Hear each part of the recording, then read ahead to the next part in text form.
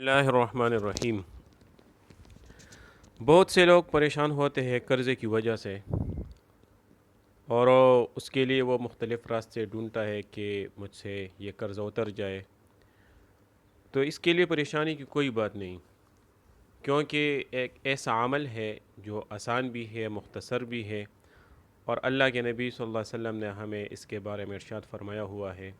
تو جو بھی بندہ یہ عمل کرے گا، تو اگر اس کے اوپر پہاڑوں کے برابر بھی قرضہ ہو تو انشاءاللہ اس عمل کی برکت سے وہ اتر جائے گا۔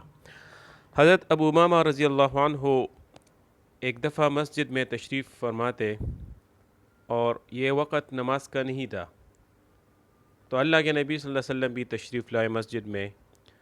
تو حضرت ابو امامہ رضی اللہ عنہ کو مسجد میں دیکھ کر ارشاد فرمایا کہ اے ابو امامہ، میں تمہیں نماز کا وقت نہیں ہے اور مسجد میں آپ کو دیکھ رہا ہوں۔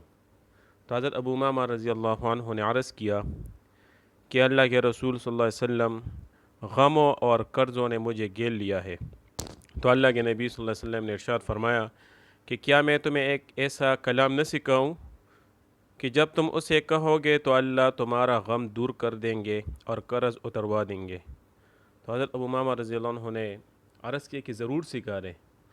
تو اللہ کے نبی صلی اللہ علیہ وسلم نے یہ چند الفاظ ان کو سکھا دیے، اور وہ یہ ہے: اللہم انی اعوذ بک من الہم والحزن واعوذ بک من العجز والکسل واعوذ بک من الجبن والبخل واعوذ بک من غلبۃ الدین وقہر الرجال۔ یہ الفاظ سکھائے تو حضرت ابو امامہ رضی اللہ عنہ فرماتے ہیں کہ جب میں نے ایسا کیا تو اللہ نے میرے غم بھی دور کر دیے اور میرا قرضہ بھی سارا ادا کرا دیا۔